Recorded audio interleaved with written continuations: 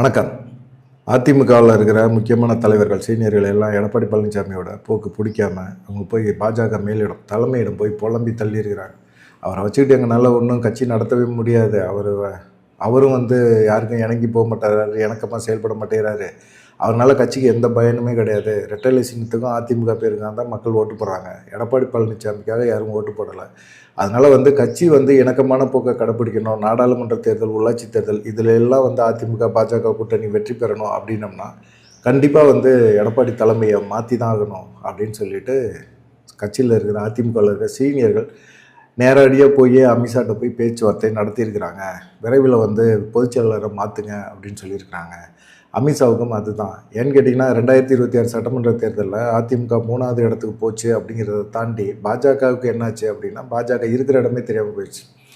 அதுக்கு முன்னாடியே பார்த்திங்கன்னா தேர்தலுக்கு முன்னாடியே பாஜக கழட்டி விட்டுட்டு நம்ம சிவி சண்முகம் வேலுமணி சொன்ன மாதிரி தாவேக்காவோட கூட்டணி வைக்கணும் அப்படிங்கிற மாதிரி எல்லாமே ஏற்பாடு பண்ணியிருந்தாங்க. ஆனால் அது முடியல. அதுக்கப்புறமா தாவேகா தனிப்பெரும்பான்மை வந்துச்சு, தனி மெஜாரிட்டி வர முடியல. அதுக்கு சப்போர்ட் போயிட்டாங்க. சப்போர்ட் பண்ணலாம் அப்படின்னு சொன்னார். அமைச்சரவையில் இடம் பெறலாம் அப்படின்னு சொல்லி சிவி சண்முகம் தரப்பு பேசினாங்க. அதுக்கும் எடப்பாடி பழனிசாமி ஒத்து வரல. நான் திமுகவோட பேச்சுவார்த்தை நடத்திருக்கேன், திமுக வெளியே இருந்து நமக்கு ஆதரவு கொடுப்பாங்க, நம்ம ஆட்சி அமைக்கிறோம் அப்படின்னு சொன்னார். இதெல்லாம் ஏற்றுக்கவே முடியாதுன்னு சொல்லிட்டு தான் அவங்க இறங்கி போய் தாவேக்காவை ஆதரித்தாங்க. எடப்பாடி பழனிசாமிக்கும் அவங்களுக்கு லடாய். எடப்பாடி பழனிசாமி அவங்களை கட்சியை விட்டு நிப்பாட்டினார். அப்புறம் மன்னிப்பு கேட்டாங்க, சமாதானமானாங்க. அப்புறமா கொடுத்த பதவியெல்லாம் ஜூலை 4ஆம் தேதி திரும்பி உங்களுக்கு கொடுப்பேன் அப்படின்னு சொல்லிட்டு திரும்பி எந்த பதவியுமே கொடுக்கல அவர். இந்த சைடு தாவேக்காவை ஆதரித்த உடனே தாவேக்கா அவங்க அமைச்சரவையில் இடம் தரேன்னு சொன்னாங்க.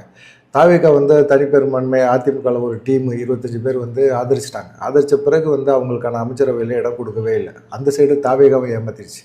காரணம் என்னென்னா நீங்கள்லாம் ஊழல்வாதிகள், ஊழல் குற்றச்சாட்டில் இருக்கீங்க, நாளைக்கு உங்கள் மேலே எடப்பாடி பழனிசாமி ஏதாவது ஒரு பிரச்சனை பஞ்சாயத்துன்னு இழுப்பார், அது இல்லாமல் பாஜக மேலிடம் ஏதாவது ஒன்று பிடிச்சி இழுத்து உங்களை கொண்டு போய் மிகப்பெரிய ஒரு சிக்கலில் விட்டுருச்சு அப்படின்னா எங்களுக்கு தூய ஆட்சிக்கு பிரச்சனை ஆகி போவோம் அப்படிங்கிற மாதிரி ஒரு எண்ணத்தில் அவங்களும் கொடுக்கல. பொறுங்க, நாங்கள் செய்கிறோம், உங்களுக்கு நீங்கள் வேணால் எம்எல்ஏ பதவியை ராஜினாமா பண்ணிட்டு வாங்க அப்படின்னு சொன்னாங்க. எம்எல்ஏ பதவியை ராஜினாமா பண்ணிட்டு வந்தவங்களாம் அப்படியே இருக்கிறாங்க, இடைத்தேர்தலுக்காக வெயிட் பண்ணிக்கிட்டு இருக்காங்க.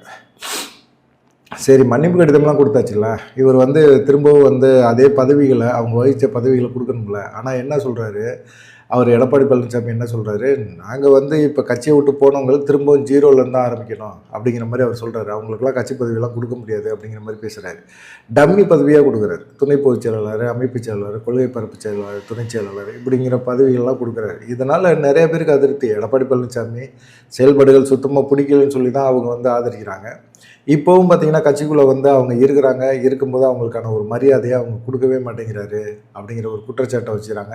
நீங்கள் ஒன்றுமே கொடுக்க வேணாங்க, நீங்களே வச்சுக்கோங்க, நாங்கள் வெறும் உறுப்பினராக மட்டும் இருக்கிறோம் அப்படின்னு சொல்லி வேலுமணி ஒரு எல்லையில் கடுப்பாகி எடப்பாடி பழனிசாமிக்கு எதிராக பேசவே ஆரம்பிச்சிட்டார். ஏன்னா இவங்க அதிமுகவிலேருந்து தாவேகாவுக்கு போகிறதுக்கும் தயக்கமாக இருக்குது. திமுகவில் போய் இணையிறது சுத்தம் வேஸ்ட்டு. திமுகவில் போகவே மாட்டாங்க. அப்படி திமுகவில் போய் ஓபிஎஸ் பதவி சேர்ந்தனால தான் திமுகவை இன்னமும் ஓபிஎஸ்ஸை குற்றம் சொல்லிக்கிட்டே இருக்கிறாங்க. திமுக தீய சக்தின்னு விமர்சனம் பண்ணுறது விஜய் எடுத்து விமர்சனம் பண்ணுறாரு. பண்ண வேண்டியது அதிமுக, எடப்பாடி பழனிசாமி டீம் பண்ணணும். ஆனால் எடப்பாடி பழனிசாமி தான் திமுகவோட ஒரு தொடர்பில் இருக்கார். அவர் எப்படி திமுகவை தீய சக்தின்னு சொல்லுவார்? அவர் தீய சக்தின்னு சொன்னார்னா எடப்பாடி பழனிசாமியும் தீய சக்தி ஆகிடுவார்.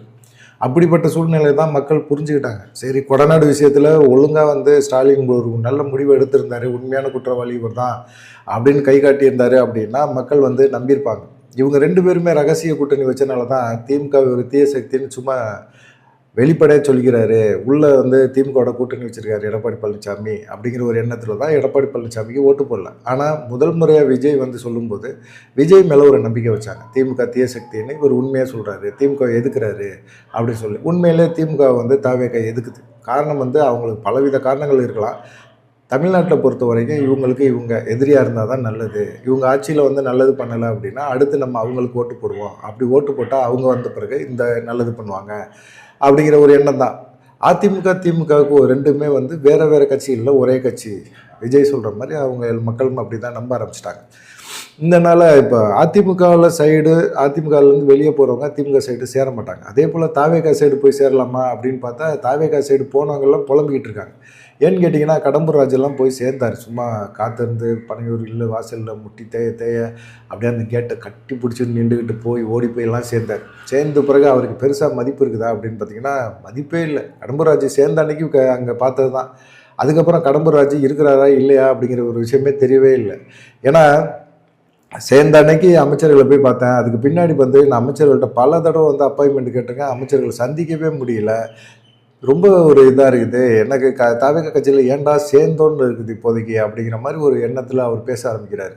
அதே போல் பார்த்தீங்கன்னா மெர்சல் படத்துக்கு விஜய்க்கு ஒரு மிகப்பெரிய ஒரு பிரச்சனை வரும்போது பல உதவிகளாக அப்போ அமைச்சராக இருந்தால் கடம்பூர் ராஜு செஞ்சு கொடுத்தாரு. அந்த மதிப்பின் அடிப்படையில் தன்னை முதலமைச்சர் விஜய் சந்திப்பார், பேசுவார். இல்லை அமைச்சர்கள் ஆனந்த், ஆதவ் இவங்க எல்லாமே வந்து நம்மளை பார்ப்பாங்க அப்படிங்கிற மாதிரி ஒரு எண்ணத்தில் இருந்தார். நமக்கான மதிப்பு மரியாதை ரொம்ப பெருசாக வரும் அப்படின்னு எதிர்பார்த்தார் கடம்பூர் ராஜு. ஆனால் சுத்தமாக இல்லை. ஏன்டா வந்தோங்கிற மாதிரி அவங்க ஃபீல் பண்ண ஆரம்பிச்சிட்டாங்க. அந்த அளவுக்கு வந்து ரொம்ப இதாகிடுச்சு. அதே சமயத்தில் செங்கோட்டையன் கட்சி ஆரம்பித்த உடனே தேர்தலுக்கு முன்னாடியே போய் கட்சியில் சேர்ந்தார். அதுவும் எடப்பாடி பழனிசாமினால தான் பிடிச்சி வலுக்கட்டாயமாக அவரை தள்ளி விட்டார். இனிமேல் செங்கோட்டையன் வேஸ்ட்டு, செங்கோட்டையனுக்கு ஒன்றுமே இல்லை, அதிமுக ரெட்டை இலை சின்னத்தினால தான் செங்கோட்டையன் ஜெயிச்சார் அப்படிங்கிற மாதிரிலாம் பில்டப்லாம் அவர் கோபி செட்டிப்பாளையத்தில் போய் பேசினார். கடைசியில் வந்து அதிமுக தான் டவுசரை காணான்னு ஓடி போச்சு. அதே போல் வந்து அமைச்சரவையில் வந்து செங்கோட்டையனுக்கு வந்து நீதித்துறை கொடுத்தாங்க. இந்த நிதித்துறையை கொடுத்தாங்க. இது இவருக்கு வந்து அது வேணான்னு சொல்லிட்டு அவர் கெஞ்சி கூத்தாடி வருவாய்த்துறையை வந்து மாற்றிட்டு வந்தார். ஆனால் அவர் வந்த பிறகு பார்த்தீங்கன்னா அவருக்கு பெருசாக மரியாதை இருக்குதான்னா தெரியல. அவருக்கு மரியாதை இல்லை. செங்கோட்டையனுக்கும் பெருசாக எம்ஜிஆர் ஜெயலலிதா காலகட்டத்தில் இருந்த ஒரு அமைச்சர், அந்த அமைச்சருக்கான ஒரு முக்கியத்துவம் அங்கே கொடுக்கப்படுதா அப்படின்னு கேட்டிங்கன்னா இல்லைன்னு தான் சொல்லணும். அந்தளவுக்கு மரியாதை இல்லை, எதிர்பார்க்குற அளவுக்கு மரியாதை இல்லை. எல்லாம் புதுசு, சின்ன சிறுசு அவங்கெல்லாம் அப்படின்னுட்டெல்லாம் எதிர்பார்க்குறது ரொம்ப கஷ்டம், எதிர்பார்க்கவும் கூடாது. அவங்க வந்து ஒரு மாதிரி பிள்ளையே இருப்பாங்க. அந்த மாதிரி சூழ்நிலைகளில் நம்ம அனுசரித்து தான் போகணும் அப்படிங்கிற மாதிரி இருக்கிறாங்க.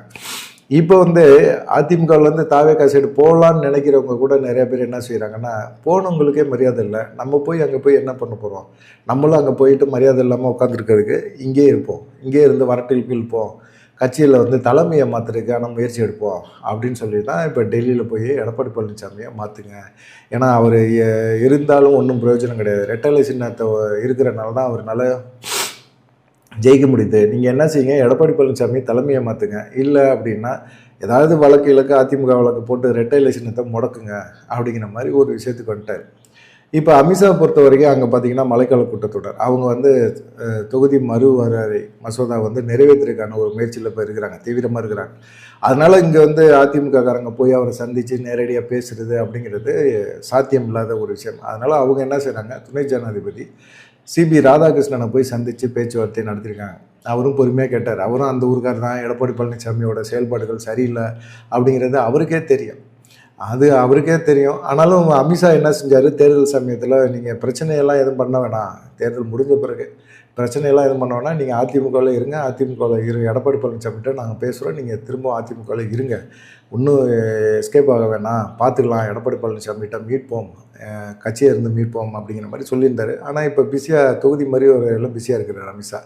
அதனால் என்ன பண்ணுறது அப்படிங்கிறது ஒன்றும் புரியல.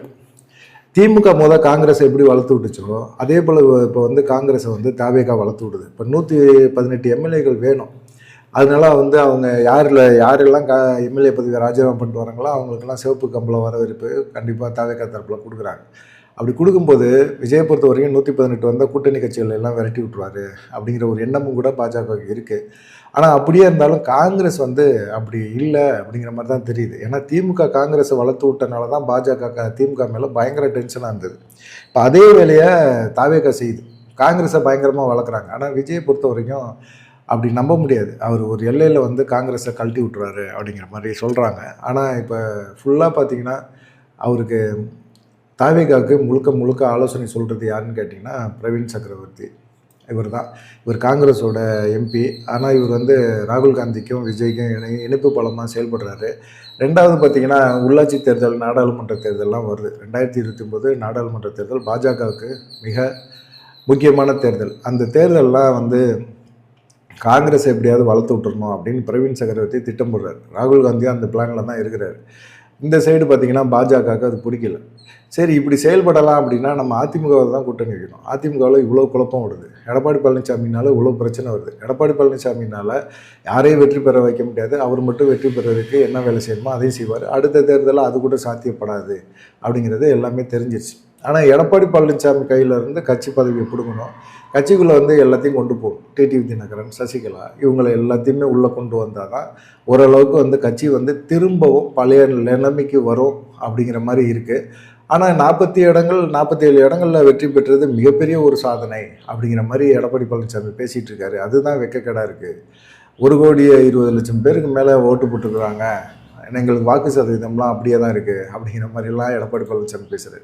வாக்கு சதவீதம் அப்படியே இருக்கிறது பிரச்சனை இல்லை, வெற்றி பெறது தான் பிரச்சனை. வெற்றி பெறணும், ஆட்சி அதிகாரத்தில் உட்காரணும். அதிமுக காரங்களுக்கு வெற்றி தான் மிக முக்கியம். குறைஞ்ச ஓட்டில் ஜெயிக்கிறோம், போகிறோம் வரோம், இவ்வளோ வாக்கு சதவீதம் பெற்றிருக்கோம், அதெல்லாம் வந்து மக்கள் யாருமே, அதிமுக தொண்டர்கள் யாருமே கேட்க போகிறதில்ல அப்படிங்கிறது தான். இப்போ பாஜகவுக்கும் என்ன பிரச்சனை அப்படின்னா, நம்மளையும் வந்து இது பண்ணி விட்டார். 2027 சட்டமன்ற தேர்தலில் நம்ம கேட்ட தொகுதிகளை கொடுக்கல, கேட்ட எண்ணிக்கையும் கொடுக்கல, வெற்றி பெறக்கூடிய தொகுதிகளையும் நமக்கு ஒதுக்கலை, வெற்றி வாய்ப்பே இல்லாத தொகுதிகளை ஒதுக்கி நம்மளையும் எடப்பாடி பழனிசாமி காலி பண்ணி விட்டார் அப்படிங்கிற ஒரு கோபம் இருக்குது. இது சம்மந்தமாக அண்ணாமலை ஒரு மிகப்பெரிய ஒரு லிஸ்ட்டே கொடுத்துருந்தாரு. அவரும் அமித்ஷாவும் வந்து அது சம்மந்தமாக நடவடிக்கை எடுக்கிறேன்னாரு. பெருசாக ஒன்றும் பேசலை. அப்புறமா நயினா நாகேந்திரன், வானதி சீனிவாசன், தமிழிசை, எல்முருகன் இவங்கெல்லாம் வந்து தோற்று போகிறாங்க. இதுக்கெல்லாம் என்னென்னா, அந்தந்த தொகுதியில் இருந்தால் அதிமுக யாருமே பெருசாக பாஜக வேட்பாளர்களுக்கு ஓட்டு போடவே இல்லை, தாவேக்காவுக்கு ஓட்டு போட்டாங்க. இதெல்லாம் வந்து பாஜக பெருசாக ரசிக்கவே இல்லை. எப்படியாவது எடப்பாடி பழனிசாமி இந்த மாதிரி உள்ளடி வேலையெல்லாம் பார்த்துருக்கிறாரு அப்படின்னு சொல்லிட்டு நிறைய இது பண்ணாங்க. அதுக்கப்புறமா மத்திய அமைச்சர் பியூஷ் கோயல் கூட எடப்பாடி பழனிசாமிகிட்ட ரொம்ப பேசினதுக்கு எடப்பாடி பழனிசாமி எதுவுமே ஒன்றுமே சொல்லலை. நான் வந்து சுற்றுப்பயணம் போயிட்டேன், பிரச்சாரம் பண்ணுறேன், இனிமேல் ஒன்றுமே செய்ய முடியாது அப்படிங்கிற மாதிரி மத்திய அமைச்சர் பியூஷ் கோயலுக்கெல்லாம் வந்து பேசிவிட்டார். இப்போ இவ்வளோ பெரிய பஞ்சாயத்து நடக்குது கட்சிக்குள்ளே, எப்போ வெடிக்குன்னே தெரியாது. அவங்க எல்லாருமே இப்போ அதிமுகவில் இருக்கிற வேலுமணியும் சரி, தங்கமணியும் சரி, எல்லாருமே பாஜக மேலிடத்திட்ட போய் நிற்கிறாங்க. எடப்பாடி பழனிசாமியை மாற்றுங்க, சிவி சண்முகம் முதற்கொண்டு அப்படி தான் நிற்கிறார், மாற்றுங்க.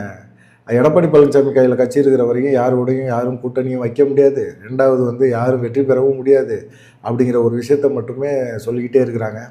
பாஜக மேலிடம் இந்த மசோதாலாம் நிறைவேற்றின பிறகு பார்க்கலான்னு சொல்லியிருக்கிறாங்க. இதனால் வந்து பொறுமையாக இருங்க, கட்சியில் எந்த பதவி இல்லைனாலும் பொறுமையாக இருங்க, விரைவில் எடப்பாடி பழனிசாமியை பற்றி ஒரு நல்ல முடிவு எடுக்கப்படும் அப்படின்னு சொல்கிறாங்க. எடப்பாடி பழனிசாமி கட்சிக்குள்ளே இருக்கணும், அதிகாரத்தில் இருக்கக்கூடாது, அவர் கையில் ரெட்டை சின்னம் இருக்கக்கூடாது, அவர் கையில் எந்த முடிவும் எடுக்கக்கூடிய ஒரு சூழ்நிலை இருக்கக்கூடாது அப்படின்னு சொல்லி இவ்வளோ பெரிய வெறுப்பு இவ்வளோ அதிமுக நிர்வாகிகள் மத்தியில் இருக்குது. இதெல்லாம் ஏற்றுக்கிட்டு எப்படி எடப்பாடி பழனிசாமி செயல்பட போகிறாரு அப்படிங்கிறத பொறுத்திருந்து பார்ப்போம். முழுசாக வீடியோ பாருங்கள், பார்த்த பிறகு வந்து கமெண்ட் பண்ணுங்கள். அப்புறமா நம்ம சேனலை வந்து லைக் பண்ணுங்கள், சப்ஸ்கிரைப் பண்ணுங்கள், மறக்காமல் ஹை பட்டனை அமுக்கி விடுங்க. நன்றி, வணக்கம்.